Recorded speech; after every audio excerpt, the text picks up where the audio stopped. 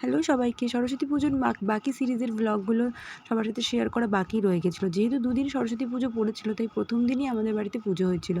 প্রথম দিন মাম্মাম এখানে তুমি আলপনা আলপনা দেওয়ার দিচ্ছ? চেষ্টা করছিল বড়দেরকে হ্যাঁ, দেখে দেখে। আমরা কত পুষ্পাঞ্জলিও ভালো দিই লাগছে প্রথম আলপনা দিন। দিতে।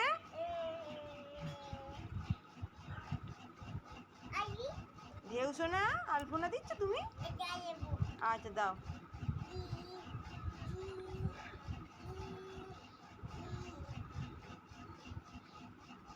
বাহ তো বাহ, এখানে খুব সুন্দর। আমরা প্রথম দিনকে ঘুরতে বেরিয়ে গেছিলাম, সবাই একটু রেডি হয়ে একসাথে টোটোয় করে আশেপাশে স্কুলের ঠাকুরগুলোও দেখতে গেছিলাম। মাম্মাম এদিনকে পরেছিল বেনারসি। এটা ছিল মাম্মামের ফুল লুক। আর আমার মাম্মামকে রেডি করেছিল আমার মা নিজে হাতে।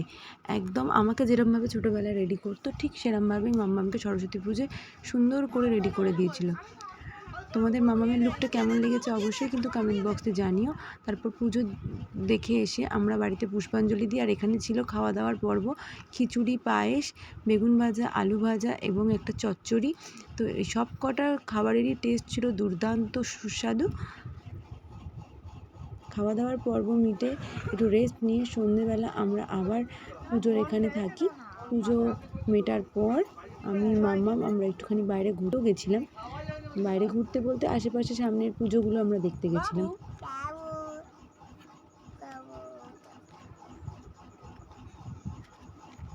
হাসি দিকে হাসি মুখ করে দাও। কি গো গৌদি? আর ইনামিমির দেওয়া এই ড্রেসটা মাম্মামকে ভীষণ সুন্দর লাগছিল দেখতে। তাই মাম্মামও খুব খুশি হয়েছিল এই ড্রেসটা পরে। আর ততক্ষণ অবধি সবাইকে tata. Please follow, like, subscribe, share করতে ভুলো